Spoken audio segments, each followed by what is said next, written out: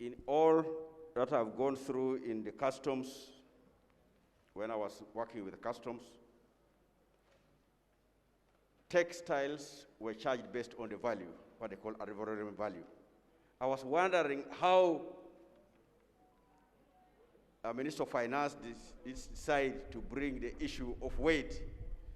Mr. Speaker, honorable colleagues, there are textiles which are light but of higher value.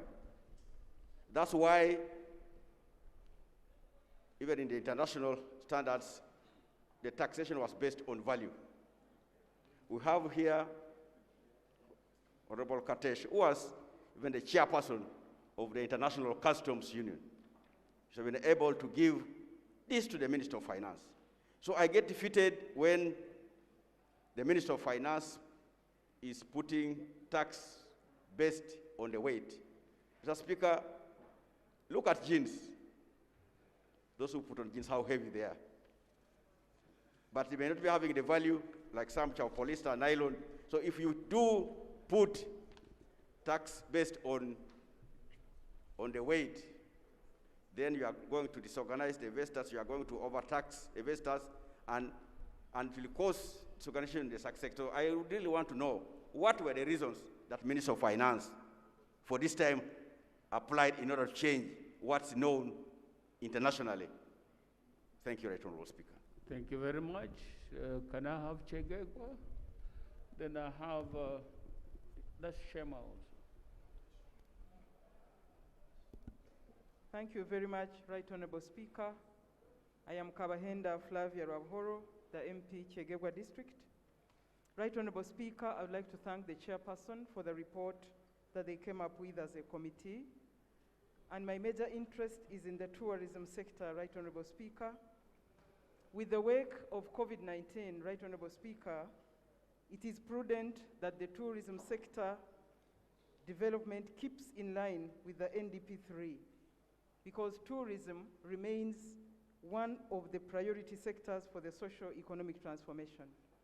Right Honorable Speaker, tourism sector set out 5 programs in the NDP3 to promote domestic and inbound tourism, to increase the stock and quality of tourism infrastructure, to develop, conserve, and diversify tourism products, including cultural tourism, wildlife, and natural resources, to develop a pool of skilled personnel along the tourism value chain, and to enhance regulations, coordination, and management of tourism.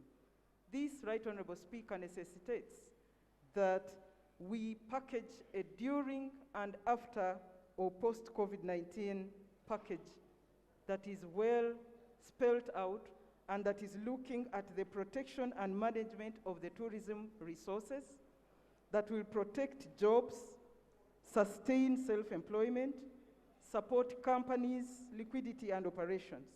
Right Honorable Speaker, it is at this point that I would like to implore government and the Prime Minister as leader of government business that on the National COVID Task Force, they co-opt the Ministry of Tourism to be represented so that they can bring in their mind on influencing COVID-19 decisions for this country so that we protect the basic sector that brings its very good package to the national economy. Right Honorable Speaker, we would like to see these task force decisions addressing capacity gaps and infrastructure issues, quality assurance, virtual visits to our national parks and any other tourism products, and of course, diversification of products for tourism. Right Honorable Speaker, may we have someone from the Ministry of Tourism sit on the National COVID Task Force to cause decisions to be mindful of the tourism sector. Right Honorable Speaker, thank you. Thank you, the Honorable Kateshumba Dixon. Thank you very much, Right Honorable Speaker. I want to add my voice to thank the chairperson of the committee and the team for the great work they did.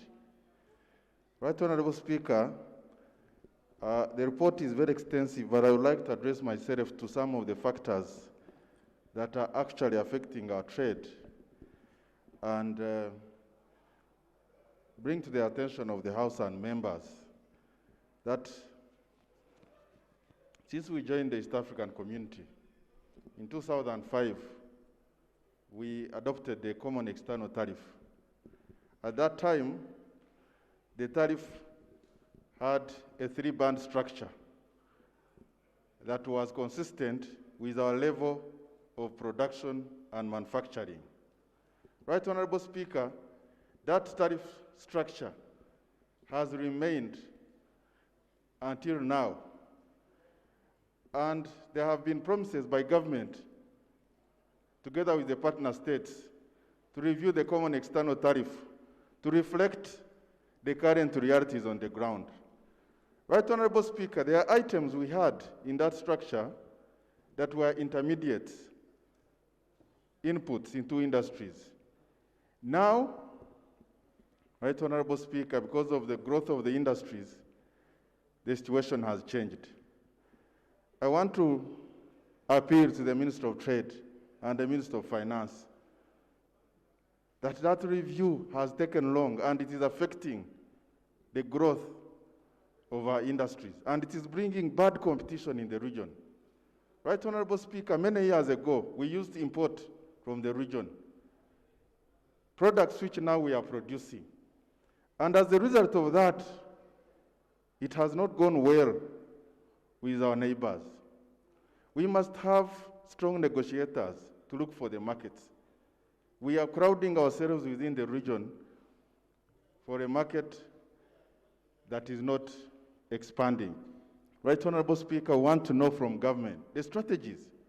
The African Continental Free Trade Area came up, and we as a country, we need to position ourselves to be able to expand our territories in terms of trade.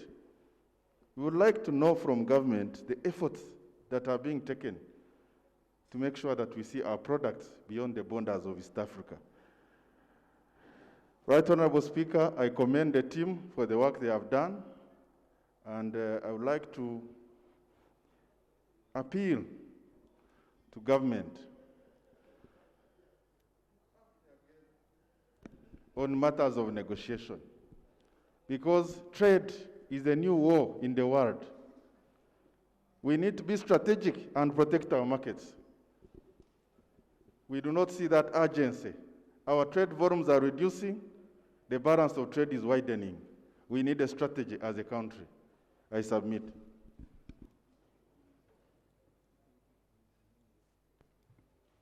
Thank you very much. Yes, Honorable. Thank you, Right Honorable Speaker.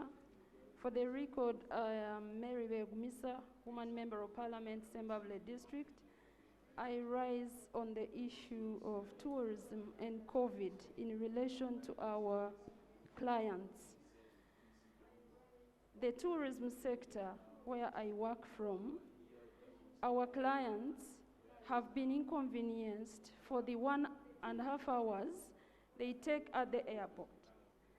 Can we know how the ministry is going to help our clients? They are complaining heavily.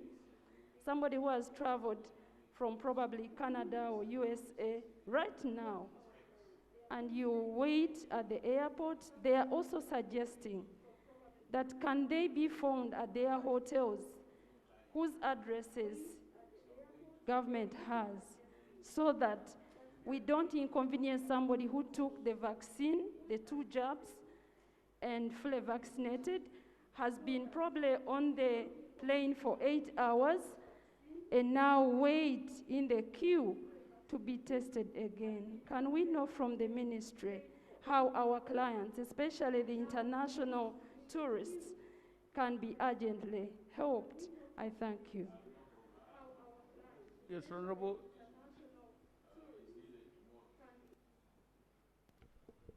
Thank you, Mr. Speaker. Mr. Speaker, I too will restrict myself to tourism, especially because it's Uganda's highest foreign exchange earner. Mr. Speaker, tourism contributes upwards of 7.75% to our country's GDP. when it comes to employment, 6.7% of the jobs in this country are tethered to tourism. That means there is a lot of potential there. My worry is we are not, in my view, investing as much as we should. Maybe if we were, these figures would be way higher. And there's things that we can do to prop up tourism. For example, can we build infrastructure? Mr. Speaker, when you go to some of the game parks in this country, the roads are in a pathetic state. About 2 years ago, there's a minister who said, no, don't worry about the bad roads. It is part of the adventure for the foreign tourists when they come here. I found that preposterous because they spend 6 hours on the road, pushing the cars and all of that. They'll go elsewhere where things are a lot better. If we invest there, we'll be inviting these people. Mr. Speaker, our wildlife, adventure, and cultural experiences exceed those of many countries. It is absurd that many people out there think that our good neighbors, Rwanda, have a higher population of mountain gorillas than Uganda. Matter of fact, they don't have even a third of the mountain gorillas we have here. The reason is because those are good neighbors are investing in advertising. We're not doing as much as a country. Mr. Speaker, I read somewhere, and I hope this does not offend anybody, I read somewhere that doing business without advertising is like a man who winks at a lady in the dark. Regardless of what you do, nobody appreciates it. So we have a lot of potential here. Can we invest in advertising that? Finally, Mr. Speaker, one of the other things that I think we can do is incentives to local investors in tourism. We do these things for foreign investors, tax waivers and so on. I don't know why we don't do that for our local investors, because the product is ours here. I'll give an example as I wrap up. I have a friend called Amos Wekesa. He's a tourism player, one of the big ones. He told me for the last coming to 2 years when business has been low, he has had to keep open, he's paying workers, and he still has to pay payee, NSSF, and all these different things. And he was saying once we make it a bit easier for them, the tourism industry will not die out. But if we keep loading it heavily on them, it will die, and yet it's one of the great ones that we have. So I hope that government can put into consideration these issues. I thank you, sir. Thank you very much. Can I have Doctor from Jinja? Yeah, thank you very much, Right Honourable Speaker. I'm Dr. Batwa Timothy Rusala, a Member of Parliament, Jinja West. Jinja is, if not maybe the first tourist spot, it should be, because of the source of the River Nile. Right Honourable Speaker, I bring to the attention of this House the concerns of hotel owners in Jinja in regard to the report of the Trade, Tourism and Industry report. Right Honourable Speaker, the hoteliers say that while they've invested a lot of money in ensuring the SOPs, COVID SOPs, they do wonder why government limits them from holding workshops and seminars. I do remember very well, as we were emerging out of the lockdown, the President mentioned that the Prime Minister will, time to time, give alterations to some of these guidelines. Their view is that since they've invested a lot and they can manage, perhaps guidelines that limit numbers that could be allowed to attend seminars and workshops can be set, rather than denying them the opportunities of doing this. And to me, I see it positive, because they will make money and government can remit more tax from them. Right Honourable Speaker, they also spoke towards vaccination, hoteliers being given a priority during this vaccination effort, because it convinces, the world has opened up gates to tourism. People have started moving out, going to various countries for tourism. So it will convince a tourist when a hotel posts on its website that all its workers are vaccinated. There's a sense of confidence it will give to that tourist, and that was to be attracted to the hotel business here in Uganda. Last but not least, I'm speaking to those people who are in the taxi business, the commuter taxis, the 14-seaters. Number one, the capacity they carry was reduced to 50%, from 14 passengers to 7. However, the service tax that they pay was not reduced. I wish the Minister of Finance makes mention on that. Secondly, when you look at the structuring of the seats in a taxi, there are 5 rows. If you're to do social distancing, it will require a passenger to sit in either corners. And if that's done, a taxi will carry 9 passengers, not 7, as released from the guidelines that the President informed us. So, yeah, thank you, Right Honour. 1 minute. Since the Prime Minister was given the power and authority to alter some of these guidelines accordingly, I wish she addresses herself on that guideline of letting taxis carry 9 passengers so that they optimize the space. Otherwise, when you tell them to carry 7, there will be 2 rows that will have one passenger. So to optimize so they can get something reasonable out of the activity, let them be allowed to carry 9 passengers and it will still be done safely. I beg submit. Thank you very much. Onzima Honorable Aringa. Thank you, Right Honourable Speaker, for the opportunity. I want to thank the committee for the report. Right Honourable Speaker, my submission is going to cover 2 areas, trade and industry. Under trade, my concern is about the cost of money for investment. Right Honourable Speaker, we made a mistake as a country when we decided to privatize all our banks. You can never develop without cheap source of money. This was observed clearly by the committee. Right Honourable Speaker, as we talk now, there's an effort by government to capitalize UDB, but the pace is very slow. And when you look at that UDB itself, it does not bear nationalistic characteristics. It is being based in Kampala, not in other districts. So that means that those other traders in other areas cannot access UDB easily. I want to appeal to government. We should look at this as a critical investment point, such that we put more money to capitalize UDB and try to spread it in the various districts. Secondly, Right Honourable Speaker, as we talk now, accessibility of money is not easy by every level of businessman or businesswoman. It appears to be more selective. Those who have lower levels of operations do not access this money. And these are the categories of people who have been hit hard by COVID-19. So I will appeal to government to try to visit this, to ensure that the operations of UDB favors everybody. Secondly, on the issue of industry, Right Honourable Speaker, the committee emphasized the issue of import substitution. Right Honourable Speaker, our investment policy seems to favor foreign investors more than our local investors.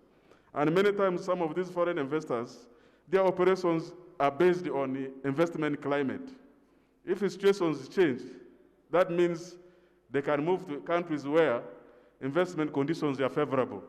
So I will wish to appeal to government that we should consistently and gradually empower our local investors, such that in situations like COVID, where every country was locked up, people depended on their own internal advantages and capacities. So this will teach us a lesson that if we are to move forward, we will rather depend on our own local investors.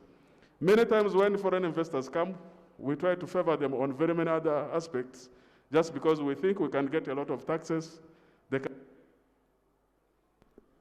Thank you, Right Honourable Speaker. Thank you very much. Honorable Boniface Okot.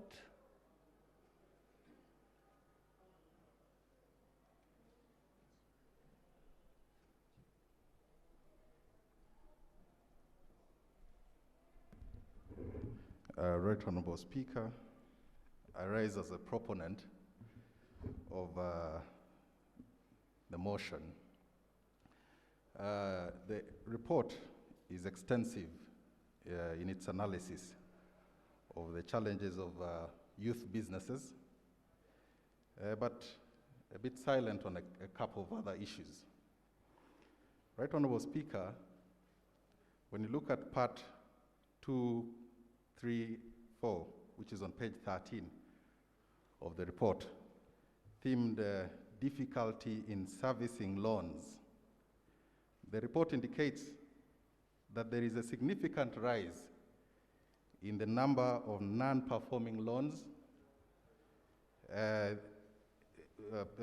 in the trade and commerce sector.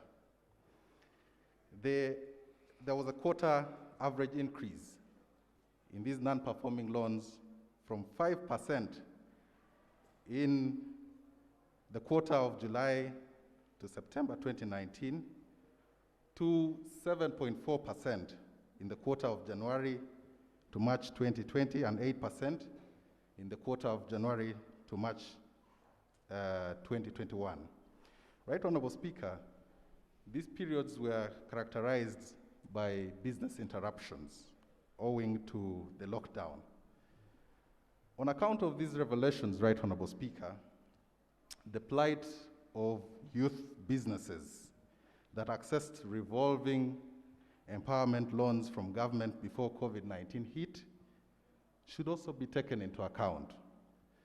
A case in point, Right Honorable Speaker, is the Youth Livelihood Program, which ideally is meant to stimulate youth businesses. As you may be aware, Right Honorable Speaker, this empowerment fund is revolving, of course, in nature and demands repayment from these young people. But the death of these youth businesses that received this startup capital from government is on account of the enormous pressure on the youth businesses to pay back, and in some instances, these young people have been arrested, and despite the fact that there have been interruptions. Right Honorable Speaker, I would request that there should be considerations of also restructuring and renegotiating terms of these empowerment revolving funds accessed before COVID-19 interruptions, at least to guarantee business survival, and this should be prioritized for both the youth, and we even have the women who are special interest groups that are receiving this support. I beg to submit. Thank you. Thank you very much. Can we have the Honorable Lady there, please?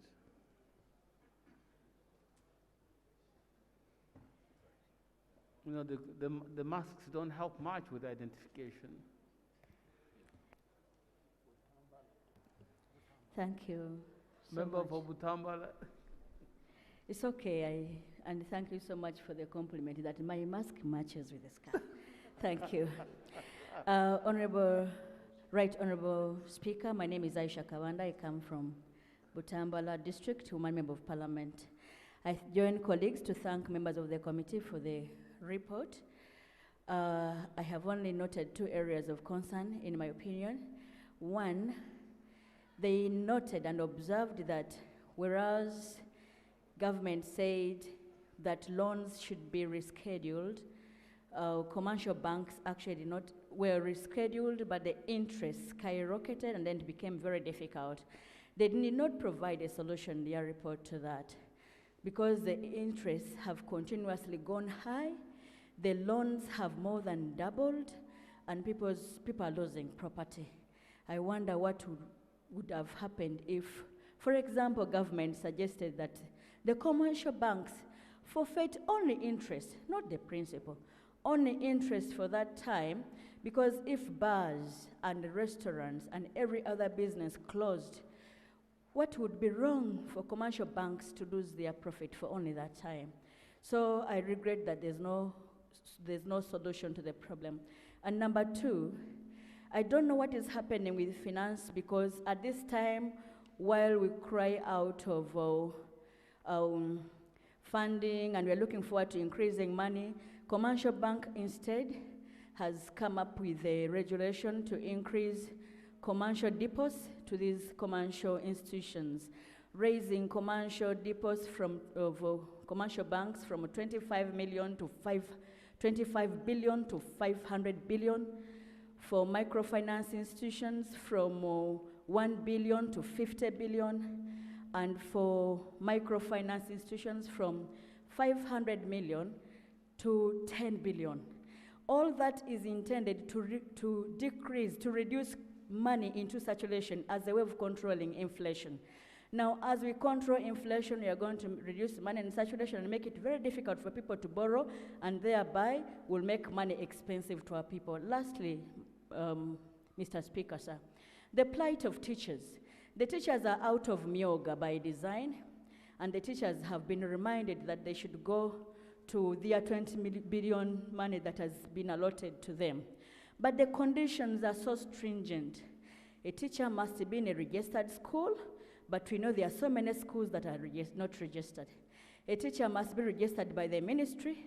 We know there are teachers that are not registered by the ministry. A teacher must be in a circle that is subscribed.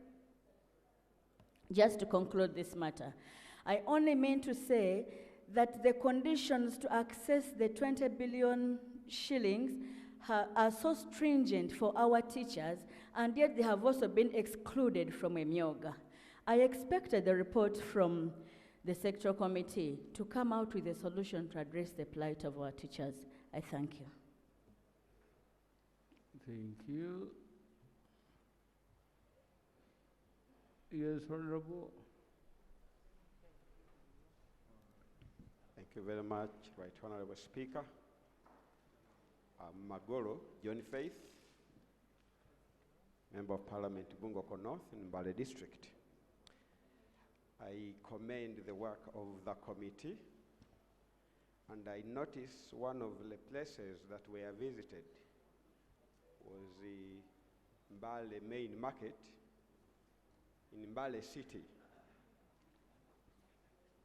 And most of the fresh foods that supply the city, they come from the farmers who come from the hills, and they all bring their foods down here in the main market. The sad thing is COVID has revealed many things. Besides them accessing the market, everything that they were bringing in went to waste because there was no market. That reveals that there is an urgent need to establish a cooler where fresh foods and vegetables can be stored in all that big market, so that farmers will not be at a loss. They are farming, and the money they are using is borrowed money from their loans. And at the end of the day, they are operating at a loss, and most of them are on the run because the financial institution cannot lose out. All they need is their money which they borrowed. So, well, I really commend the work of the committee. I believe that should also be put into place so that that system is put in place where the farmers, when they bring their goods, they can keep them so that they slowly look for the market so they don't lose out. I submit. Thank you. The Honorable Member for Tororo County. Thank you very much, Right Honorable Speaker. I also want to thank the Chair and the committee for the comprehensive report that they presented. Right Honorable Speaker, I come from a border district. And in fact, at the border, we don't involve ourselves in smuggling, but we facilitate trade. We facilitate demand and supply.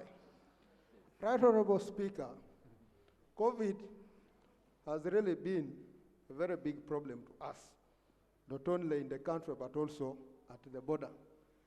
The border gate, community gate in Malaba, a gate that supplies the foodstuffs to Kenya, was closed from the time all borders were closed.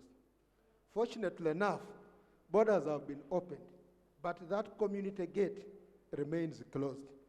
So I want to find out from the government as to when this gate will be opened, Because all the fresh foods that go to Kenya don't pass through the main gate, they use the community gate. So we are losing a lot, and that should be responded to. Number two, Right Honorable Speaker, a lot has been talked about textile. It is true, Honorable Katesh, who's well informed and who has been a manager in respect to taxation, has said something. But we must also add our voice that whereas we are working on import substitution, which is a key aspect in form of growing our economy, but we should also be cognizant of the fact that our capacity now is not yet very good to sustain not only the local demand, but also the external demand that originates from here. You're aware that South Sudan picks textiles from here, Congo picks textiles from here.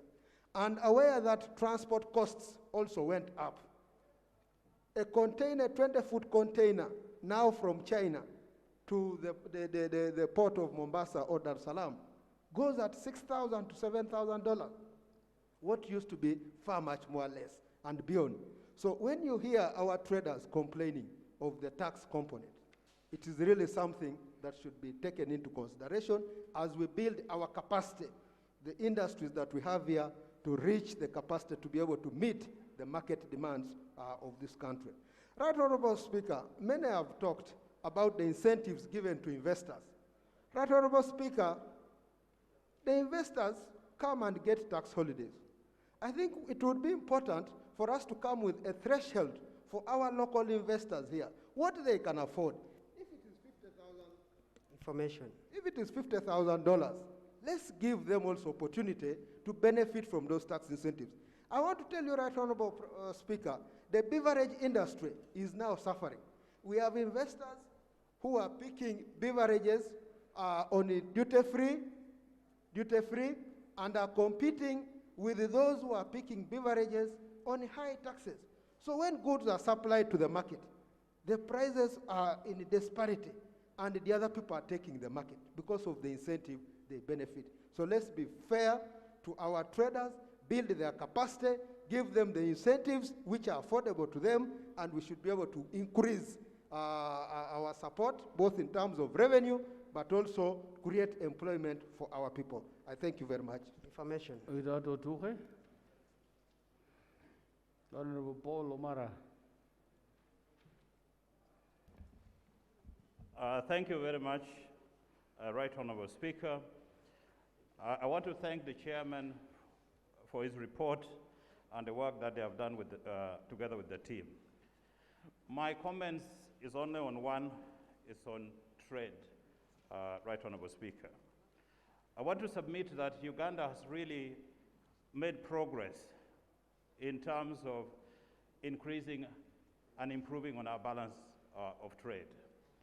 Not very long ago, our balance of trade was negative with all our neighbors. But I want to submit that we now have a positive balance of trade with Kenya, with South Sudan, with Rwanda, and all our neighbors. Right Honorable Speaker, we have a big challenge.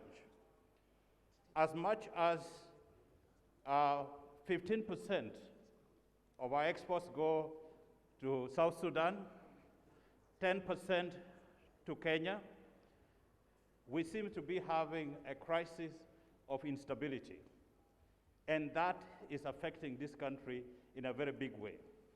In 2019, our total exports was $3 billion, and we have started making progress. The president normally inspires the nation to think big beyond our own domestic markets, because we can't progress with what we have in Uganda. We need to establish and grow the intra-African trade, which is at the moment is only 20%. Most of our exports are outside Africa.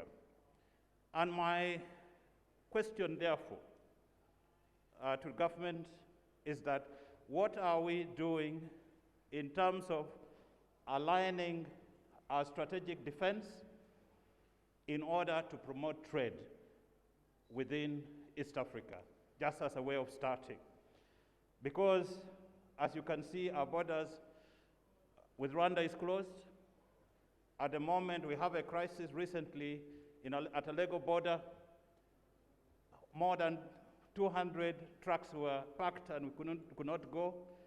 So it's going to be very difficult, no matter what we do in terms of manufacturing and growing, if we don't bring about regional peace and stability, we are not going to make progress. The second one, Right Honorable Speaker, we have our representative at the AU, and we talk about the AU protocols to promote intra-African trade. Right Honorable Speaker, there are challenges with immigration, with tariffs at the borders, with transport, and so forth. So we as a country, we need to consider and ask government again, what is it that we are going to do at the AU to promote intra-African trade to make Uganda exports grow bigger? I submit. Thank you very much. Can I now have the member for Oulanyah?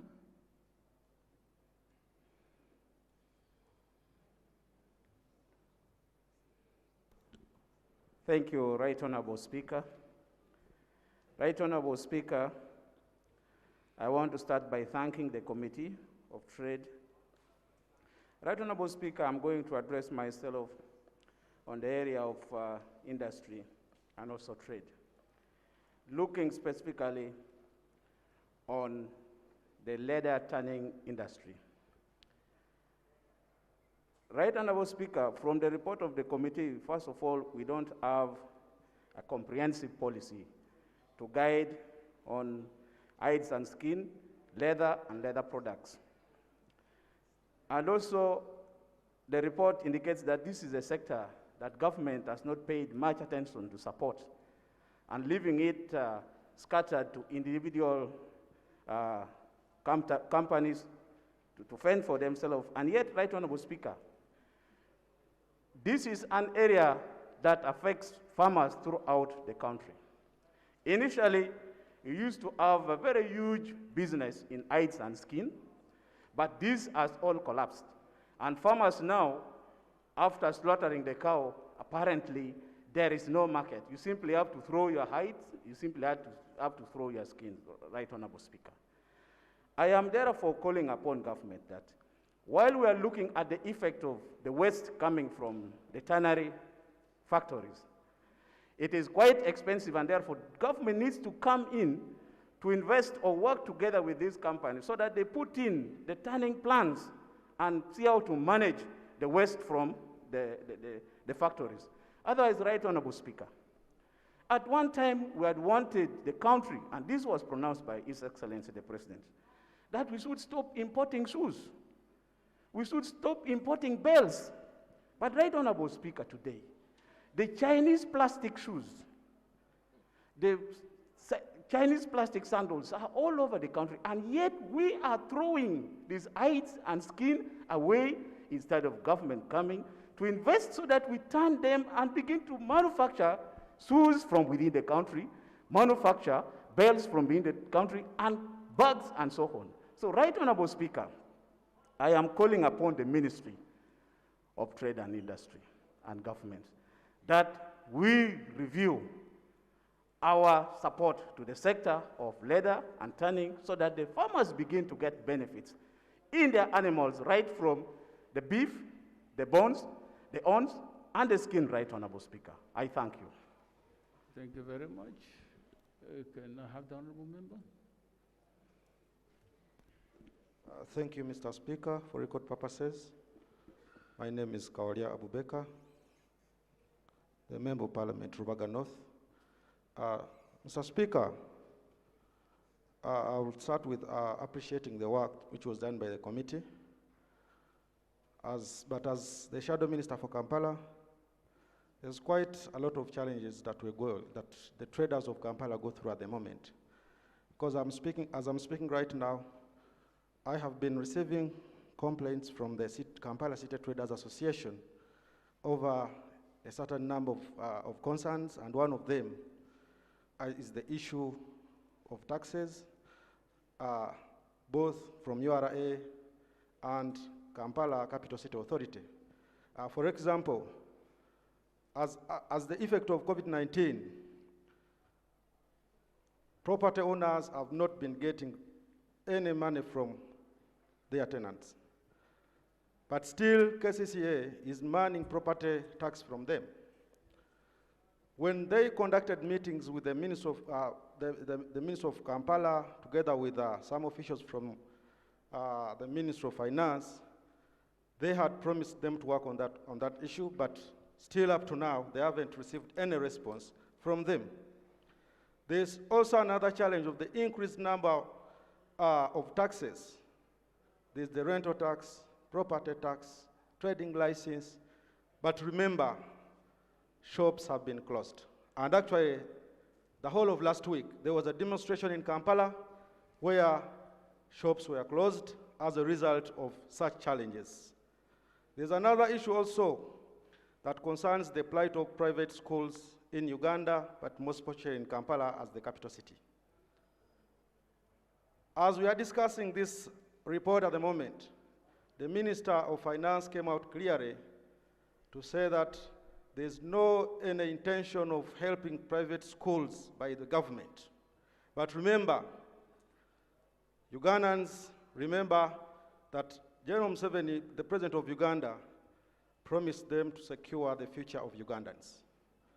Our kids have not been going to school for the last 2 years. That means schools are not getting anything from the parents of the schools. But still, these schools have loans that have accumulated, so we expected a full cabinet minister of finance to come out clearly and give us a way forward on how we are going to help these schools. Lastly, on the transport sector, as we all know, that Kampala holds the largest percent of the GDP of this country. Because when you talk about the GDP, Kampala contributes over 70%.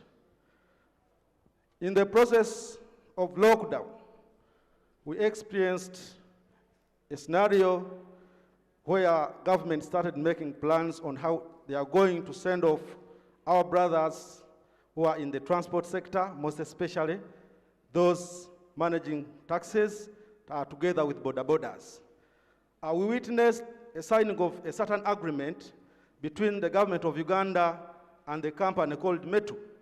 And as we are speaking right now, there's a lot of tension among the tax drivers, together with the border drivers, cyclists, on how they are going to proceed.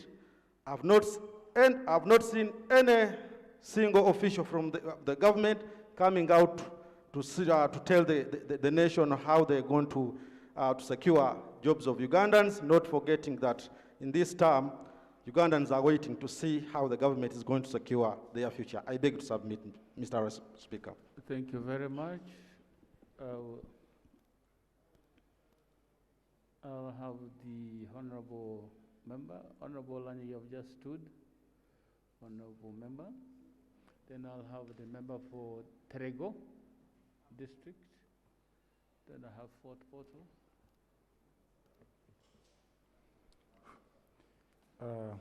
Thank you very much, Right Honorable Speaker. For the record, I am Karim Masaba, the Member of Parliament, Industrial Division in Mbale City, and also serving as the Shadow Minister of Tourism and Wildlife. My remarks will be majorly going to the tourism sector. I want to thank the Honorable Member for his nice report, though it was shallow on some few recommendations. To begin with, the Minister, I heard him somewhere talking about digital tourism, but he did not give it so much light. So this is something I expected the report to capture more and to address more, because we've been having very many challenges with the tourism sector. So if we are to go online, we need to put more emphasis on this area. And I don't know why there is still a ban on Facebook, because this is the biggest social media site in the entire universe with over 2.7 billion users. So I believe this is something which could help our economy grow. We are having also people dealing in e-commerce. They are doing business online. So this is affecting very many people. Me personally, I happen to have survived in Canada for 3 years while dealing in online business. So I know how good this online business can be, and calling upon government to try and revise these policies. The other issue which I believe was not captured in this report concerns one of the factors which must have affected very much our tourism sector, which was the election violence.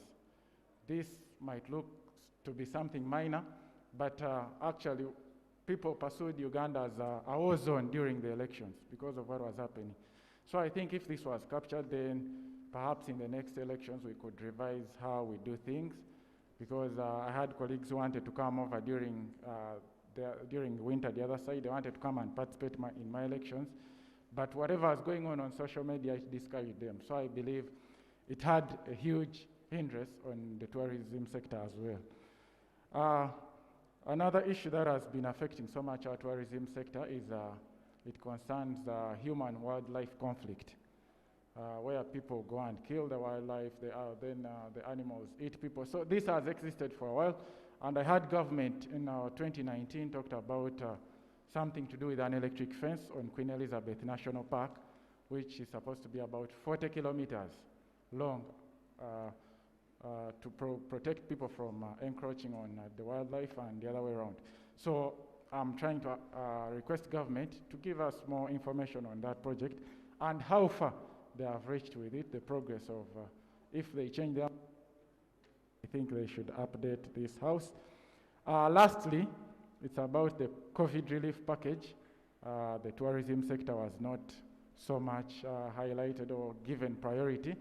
This is something that I think government or us as parliament, we should always look at when we are passing these supplementaries to help people, because many, not only the tourism sector, but even the traders, because now we're taking the entire tourism and trade. Many traders did not access. We have a handful of them who got huge sums of money, and the traders down in Chikubu, not many of them accessed these funds. The process was monotonous. Not many of them could afford their 100 million, that because they put a threshold of over 100 million shillings. So people wanted to borrow as much as 20 million, 50 million, such that their businesses can survive, but they were not rescued. Many people have closed business, so I think this is something that we should reconsider. I beg to submit. Thank you. Thank you very much, Honorable Biga. Thank you. Thank you, Right Honorable Speaker. For record purpose, Rose Obiga, woman MP Terego. Honorable Speaker, I also rise to congratulate the committee for work well done. Thank you so much. But however, Honorable Speaker, in West Nile we have a place called Ajai Game Reserve, which was known for white rhino species. Honorable Speaker, this place has now remained for monkeys and a few guinea fowls. I really think it's imperative upon government that we restock the white rhinos. Apart from the two I see in Entebbe Zoo, I would think we need to take white rhinos there, because it was a big tourist attraction.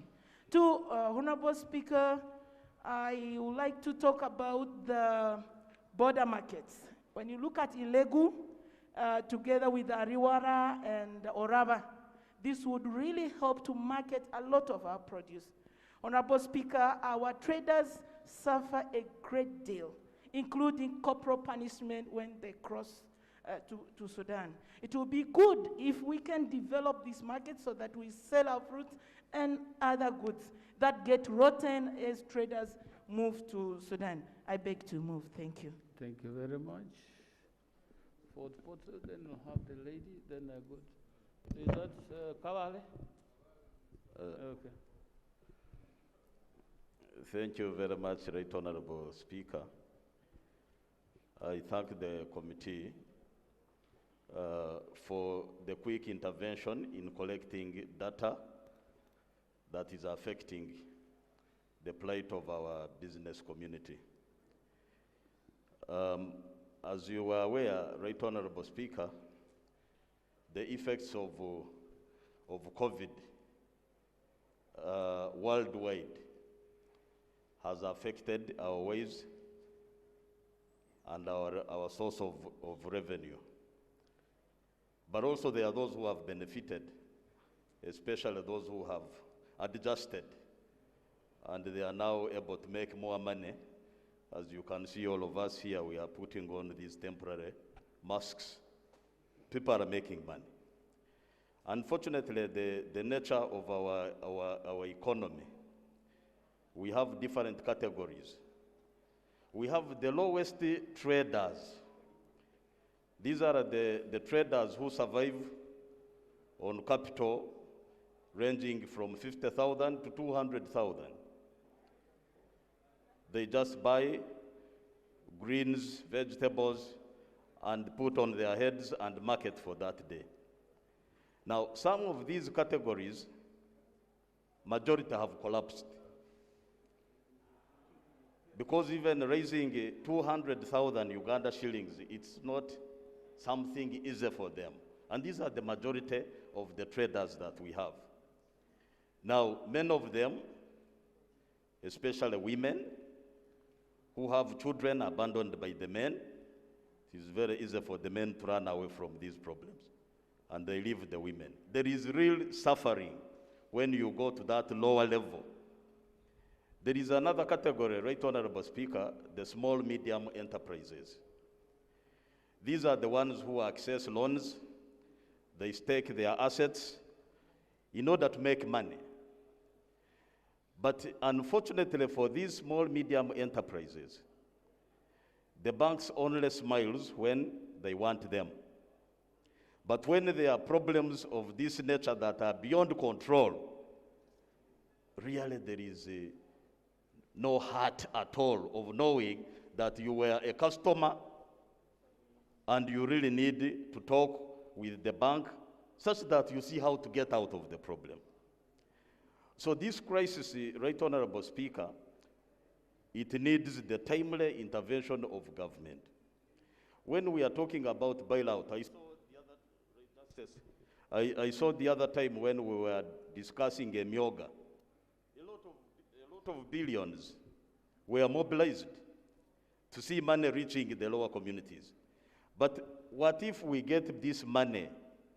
Because I know those guys of tourism, they went and the big guys, they shared the money, the bailout.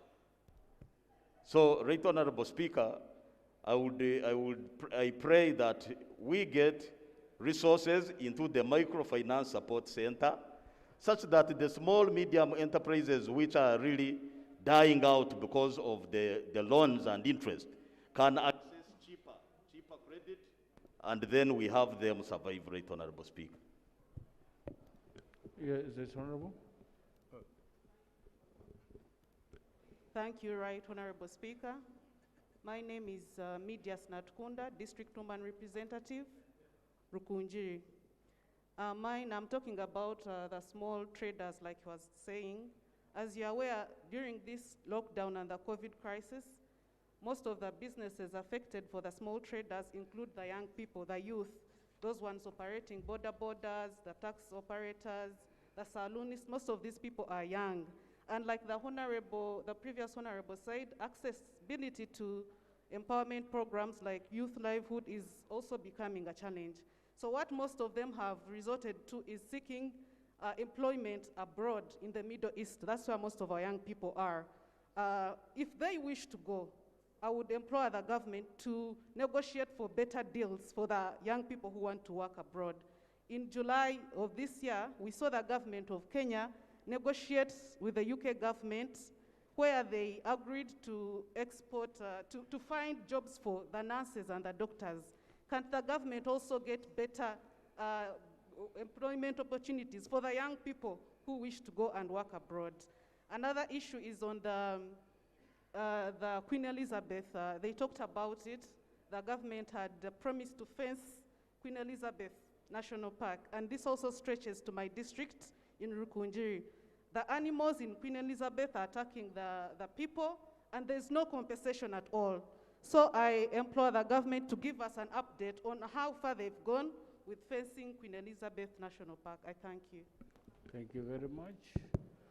Thank Kabale, you, Kabale Municipality. Right Honorable Speaker. My name is Dr. Nicholas Kamara. I represent the people of Kabale Municipality. Right Honorable Speaker, I want to thank the committee for the good report. I want to say that COVID-19 has affected trade and tourism. And for the people of Kabale and Kigezi in general, it has affected us in a special way. Before the pandemic, we used to have tourists and trade between Uganda and Rwanda. Of course, the trade in Uganda has gone down and the tourism, but for us, we have been affected in a special way in that the border between Rwanda and Uganda is closed. Now, our people have become very desperate. They have become desperate. They crossed into Rwanda to trade, and so far we have lost over 4 people who have been shot in Rwanda. There is one Alex Ndahimana, a 41-year-old who was shot in Rwanda in May 2019. There was Alex Nyesiga, who was shot from Kamwezi in Ruchiga, who was shot in Rwanda. And recently, 2 weeks ago, there was also another one who was shot. We want to improve our government. We know there have been tripartite meetings, 4 of them, but of recent, it's as if that topic has been closed. We do not know when the border is going to be open. We have 5 MPs in East African Community Parliament. We have in the areas of tourism and trade because there is border closure. I want to urge the minister, First Deputy Prime Minister, and also the one in charge of East African Community Affairs, and our MPs in East African Community, and also the committee in charge of East African Affairs, to come to the rescue of Kabale people. The question on everyone's lips in Kabale is, when is the border going to be open? I beg to submit. Speaker. Thank you very much. That is a highly emotive issue coming from Kabale. Honorable members, I have another motion which is critically important,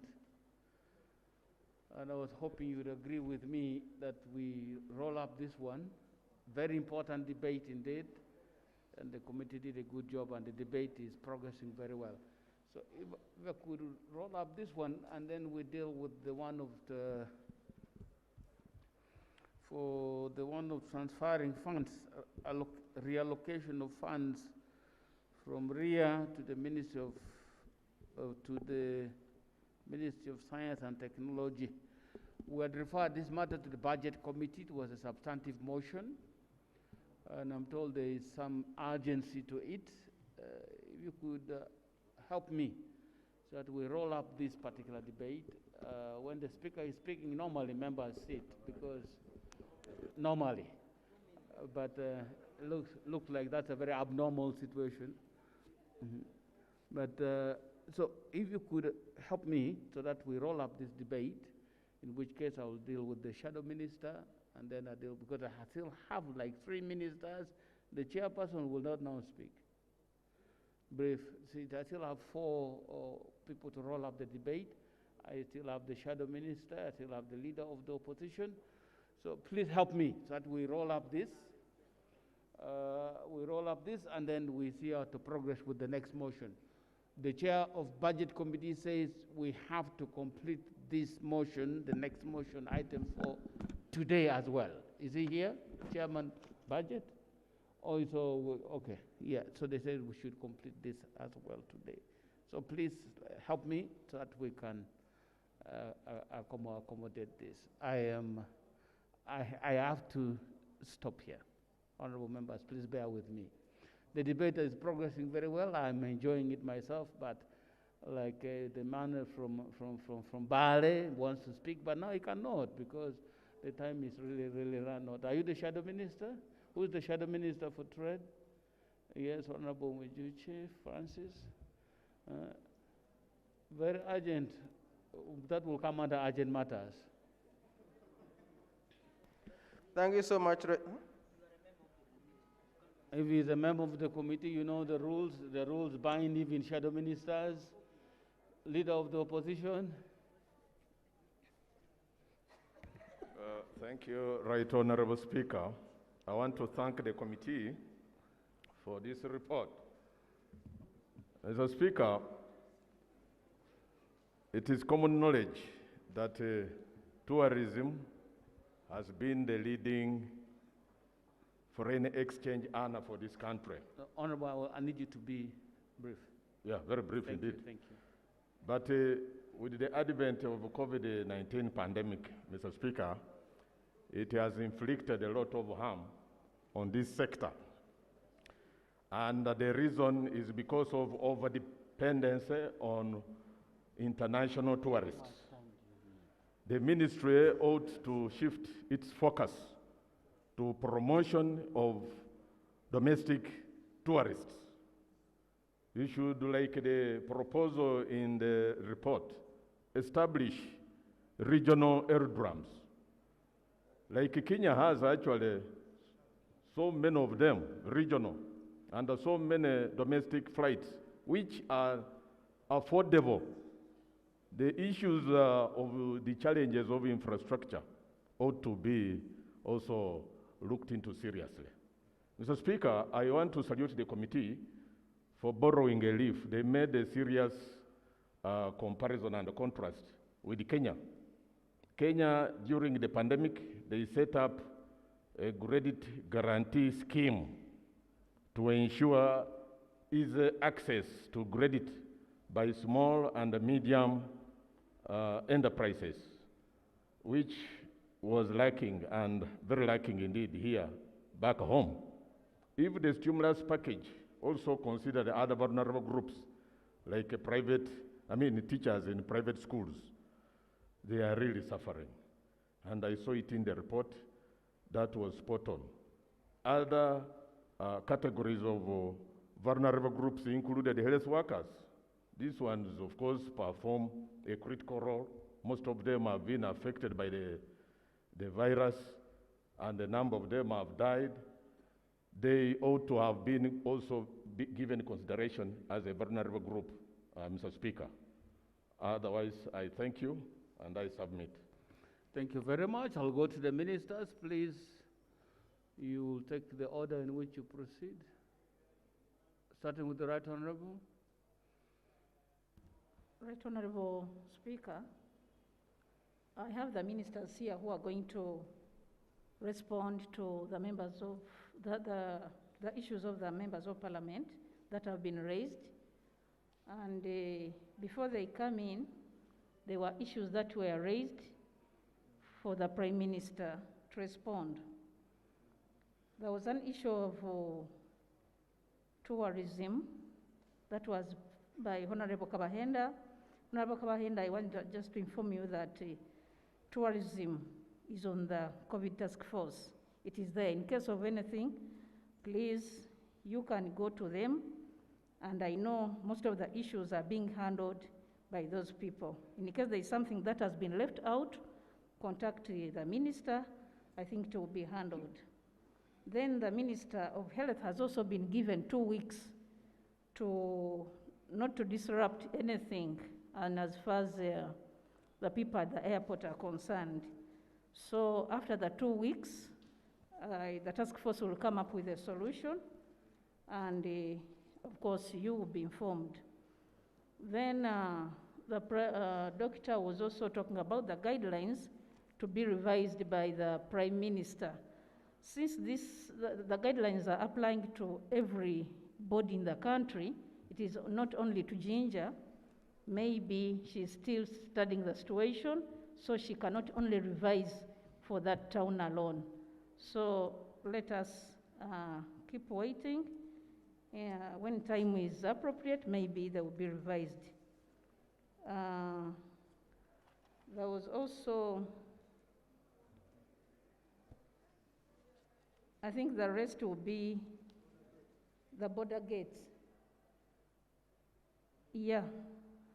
About the border gates, the president is handling this issue. Yesterday, he was briefing us, and today he was supposed to talk with some of his colleagues in those neighboring countries. So when they come to terms, he will inform us, and of course, we shall come and inform Parliament about the opening of the border gates. So the rest will be answered by the ministers who are here. Yes, please.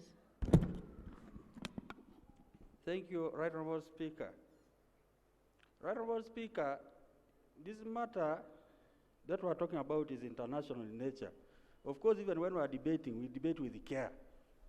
But it's like, it's taking for government years, even just to have Parliament know what is happening between Uganda and the neighbors somewhere. Why is it that you take so long to talk about these matters? You only come when a member raises an issue. So, because they're international, they're deciding to hide. So, Right Honourable Speaker, I would love government to explain to us why they take so long to brief Ugandans on sensitive matters of this nature. Thank you.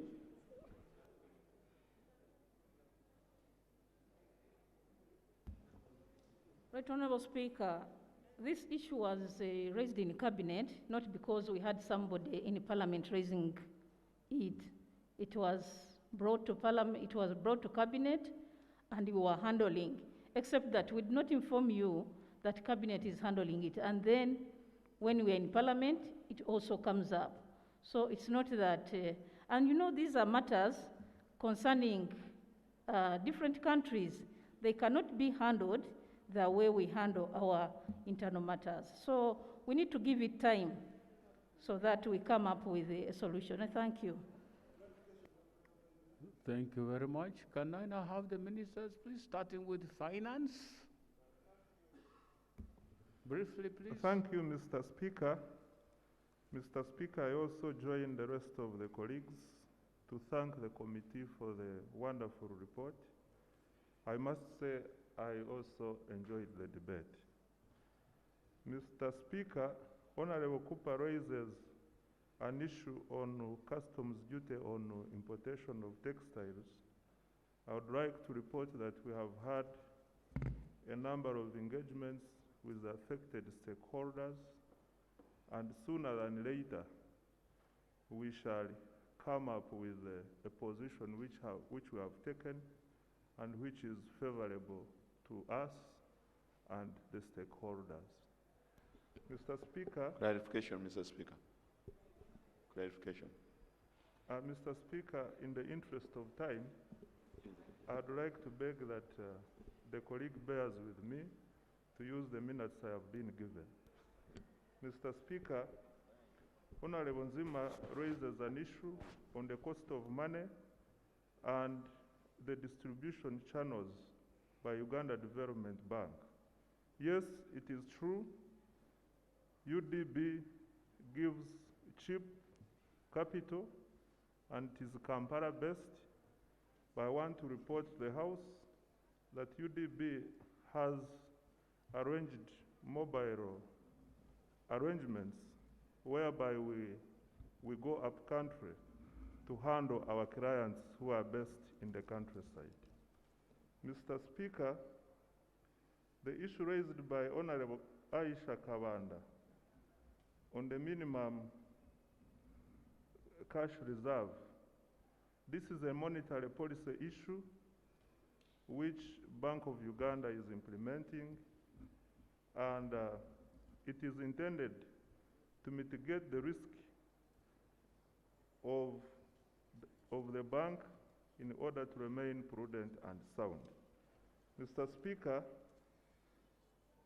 there is an issue raised by the Shadow Minister for Kampala on charging taxes when businesses are not earning and they have closed. Mr. Speaker, this is a matter I need to investigate further, and I can engage with him because as far as I know, taxes are normally a function of income, and therefore I'm wondering why people continue to pay taxes when they are not earning. Mr. Speaker, lastly, on support to SMEs, we have recently passed 200 billion to support medium, small, and medium enterprises, and we are currently working out guidelines with the central bank and the participating banks. I'm sure this will mitigate the challenges which our youth and other small entrepreneurs are facing. Mr. Speaker, also I want to note that this House in 2019, under my chairmanship as the finance chair, we passed the Investment Code Act. In this act, we provided for priority areas for investment and how both the foreign and the local investors can access incentives. And Mr. Speaker, the investment incentives available are both provided for in this act which we passed and also in the relevant tax laws. I would like to implore members to refer to these acts in order to know what is available for local and foreign. This I answer it because it is not true that we are only favoring the foreign investors. Every investor has what is available for him or her. Thank you very much, Right Honorable Speaker. Thank you very much. Trade.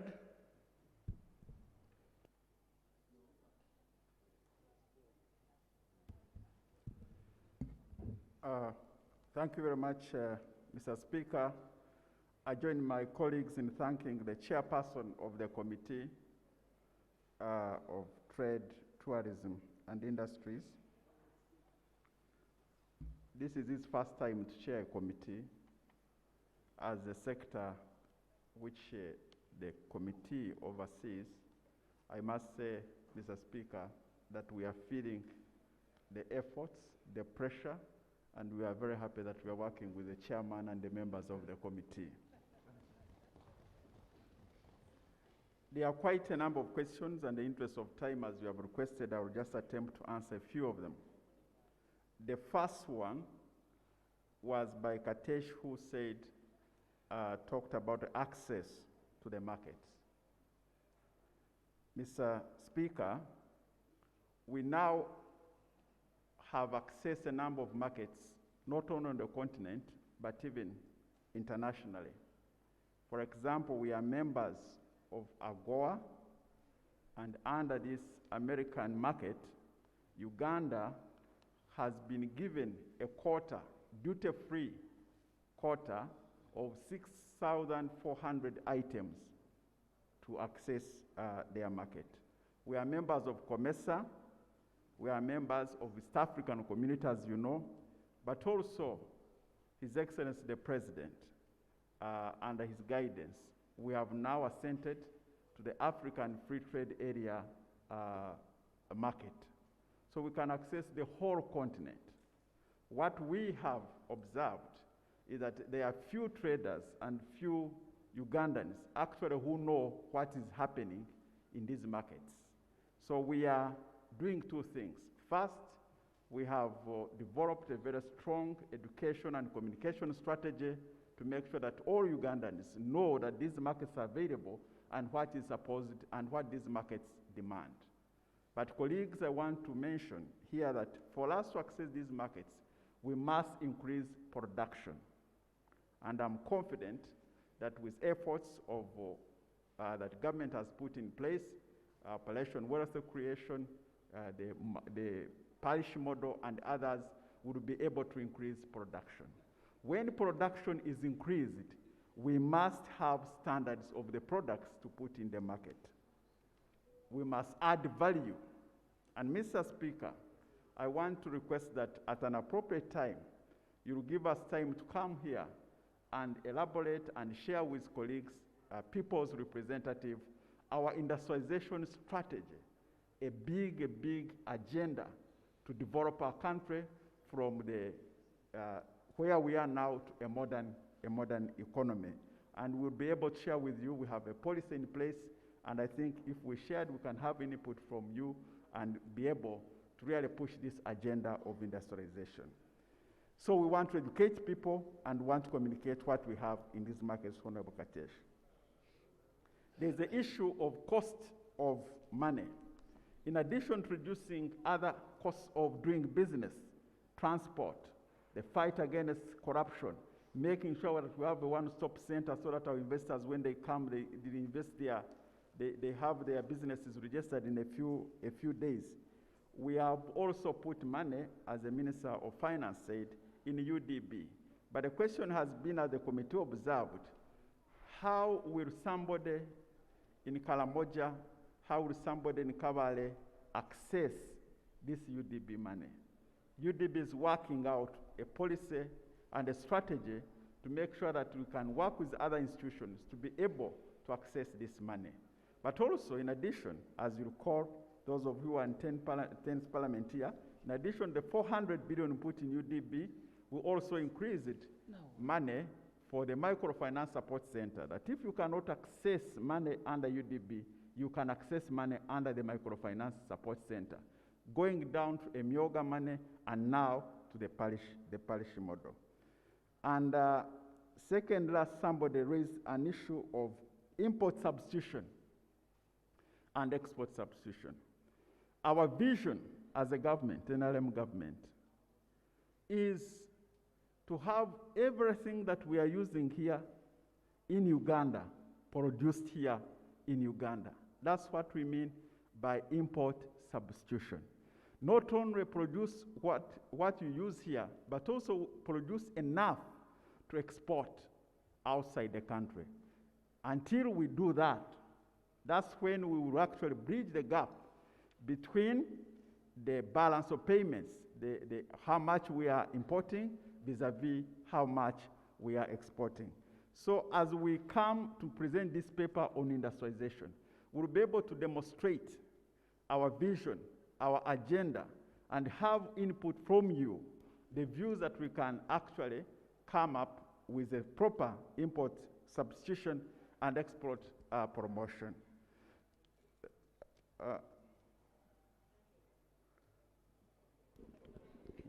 Thank you, Right Honorable Minister, for giving way. Right Honorable Speaker, the Minister is talking about import substitution. Indeed, the country has been mobilized to produce so that we can save foreign exchange. But Right Honorable Speaker, you are aware that several times we have grown a lot of maize and have lost market. So much so that farmers get discouraged. And right now we have a crisis in Busoga. So can the government, apart from mobilizing the country to grow more and implement that policy of import substitution, also develop a way of absorbing any excess production?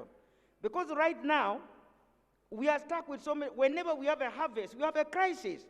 And farmers have continued to turn to us as leaders, asking us, what is it that the government is going to do now that you have given us maize seeds? They are planted seeds. Fortunately enough, there has been a bit of rain. They are going to get good harvest of maize as we did the other year. And when we ask you, where can we take the maize? You are also as stuck as those villagers. So can we be told that the government now is consciously, strategically developing a policy in handling excess production? Thank you. Thank you very much, Honorable Mama Cecilia. You have asked a question and you have attempted to answer it.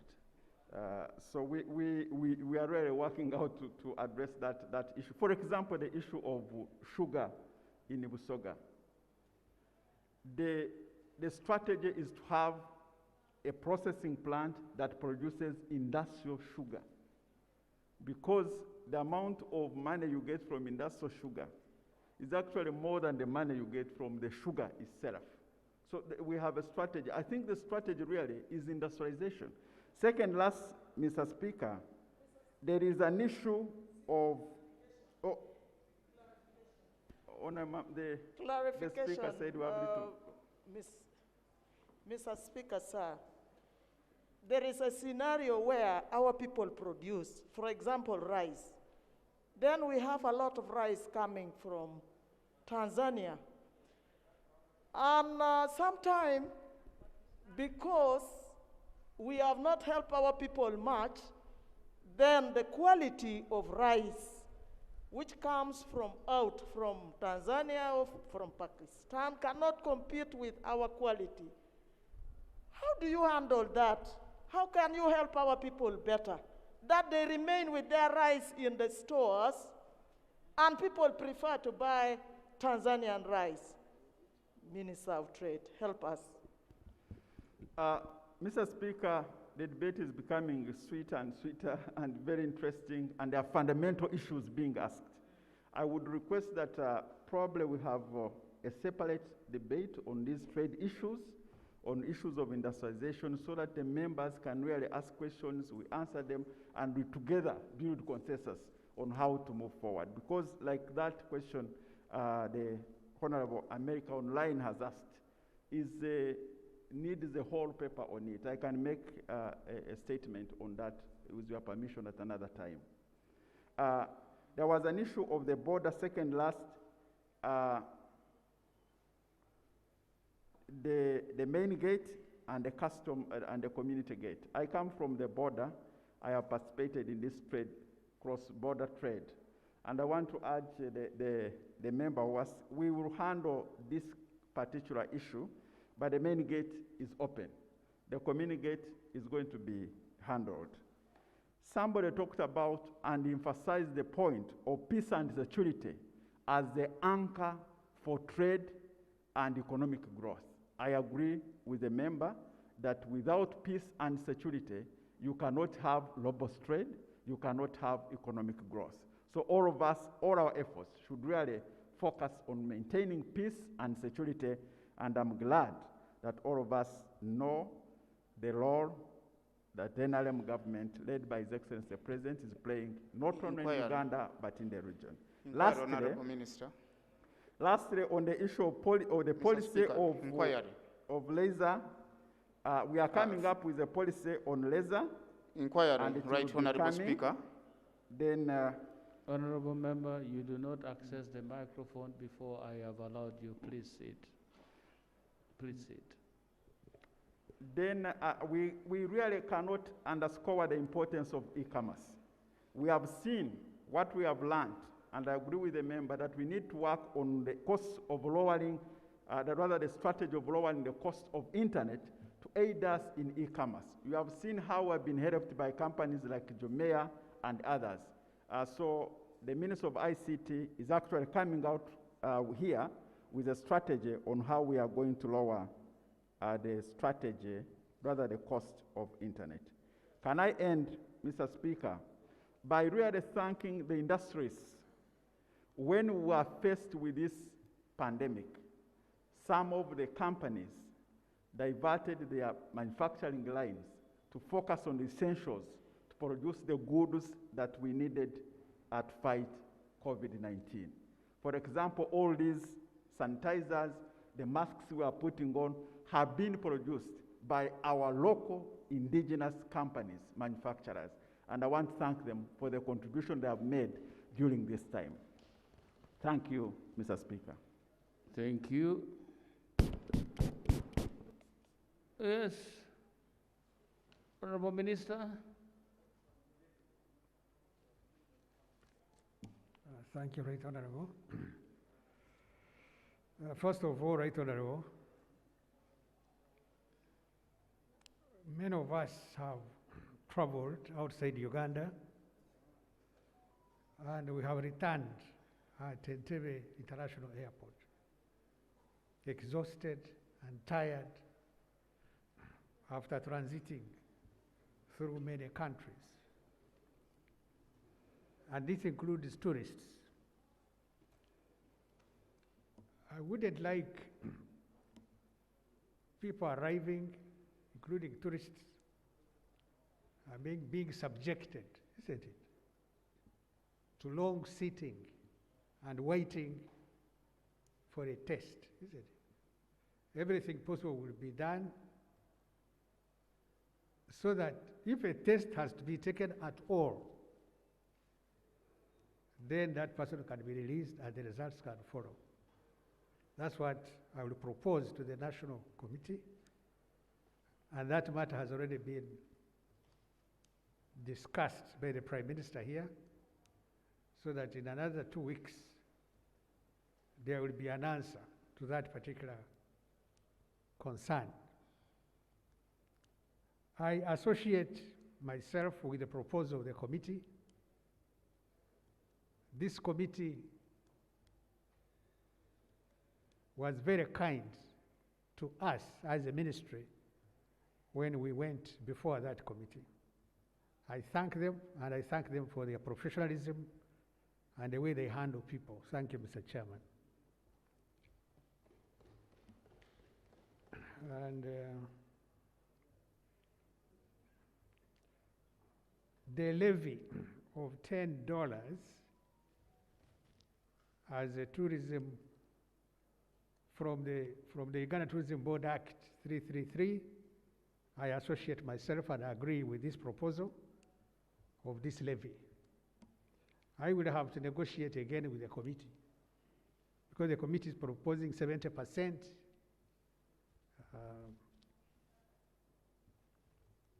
to be deposited with Post Bank Uganda, some 20% to Uganda Tourism Board, and 10% to URA. I think that's a little unkind to the Uganda Tourism Board, but we'll negotiate and see whether we can have a bigger percentage than 20%. Now that one is subject to discussion and persuasion. On the question of fencing, Right Honorable, the issue of human-wildlife conflict is a very, very concerning issue to all of us. Some work has been done at Queen Elizabeth National Park. If you are traveling from Lake Katwe, Katunguru, going to Kasese, you can see the electric wire on your right. If you go to Oyam district, in Machishun Falls, a lot also has been done, Right Honorable. And that one has really kind of quietened, given some relief to our people. So Right Honorable, we intend, fortunately, government did take a loan, and that money, some of it will be used to erect another electric fence in the areas which have got this kind of conflict, the human and wildlife conflict. So it's a matter of time. We will improve and make sure that this conflict is minimized. Not necessarily eradicated, but minimized. The 2019 Uganda Wildlife Act, the regulations fortunately are ready now, and therefore we shall start to compensate cases which would have been proven and where UA will be liable. Then we'll be able to compensate our people whose crops, let alone lives, which will have been adversely affected. On Aja Wildlife Reserve, the white rhino, we intend to translocate the rhino into that area, plus Kidepo. It's a matter of time, and we shall have translocated rhinos from Luwero to Kidepo and Aja. I thank you, Right Honorable. Thank you very much, Honorable Minister. Mr. Chairman, your report has been praised, and I would like you to just request the House to approve, to adopt your report. Thank you, Right Honorable Speaker. Before I make the request, I would like to thank the Speaker of Parliament and the Parliament for the support that were given as a committee throughout this process. I would also like to thank the honorable members and staff of the committee. Right Honorable Speaker, some people refer to this committee to this report as a report of the chairperson. Just to avoid problems, I would like to request the honorable members who are present stand up for recognition. This is a report of the whole Committee of Trade, Industry and Tourism. I would also like to thank members of the 11th Parliament, and we kindly request you to adopt our report. I beg to submit.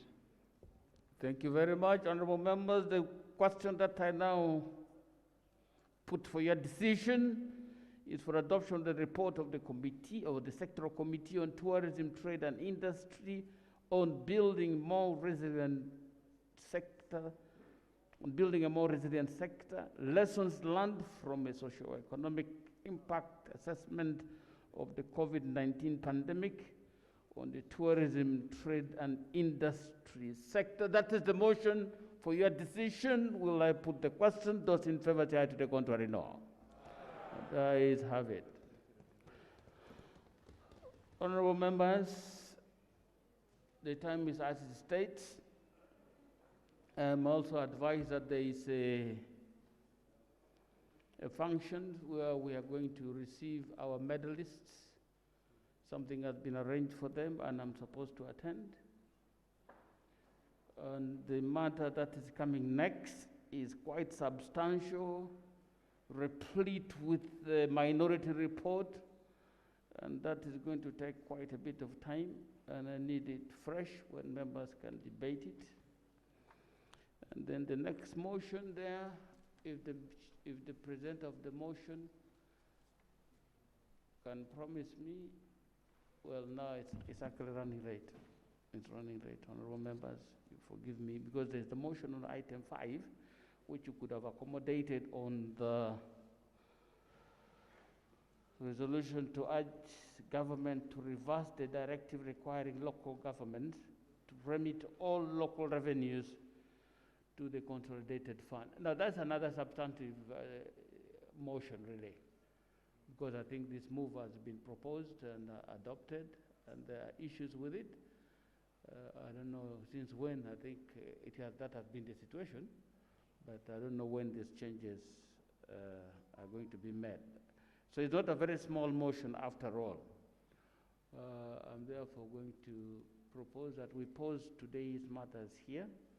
Tomorrow, we'll start with the item 4. And we'll spend time and we'll finish it. Item 4. And then we'll deal with the other motions. Matters might come up, which you also need to. So tomorrow we should finish what is on the order paper. Honorable members, in the circumstances, I don't know whether I've not been briefed, whether you're invited. At least I have been invited for this dinner. So if you are not invited, I'll represent you effectively. And I'll report tomorrow on what I've been able to do on your behalf. Honorable members, House adjourned tomorrow 2 o'clock.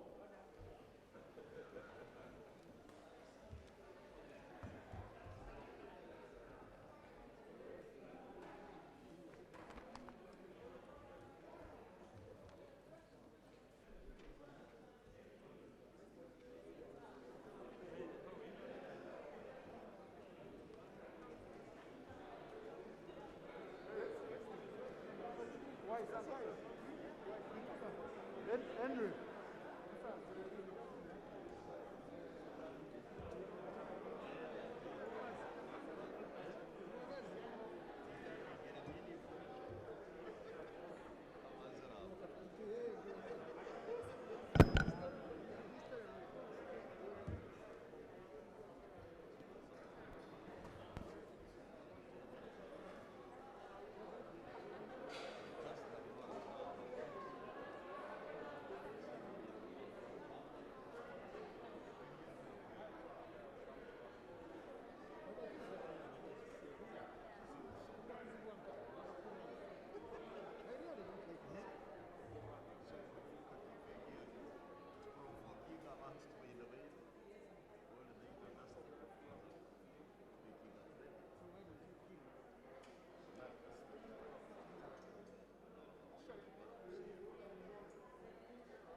Yes, Nikuriche.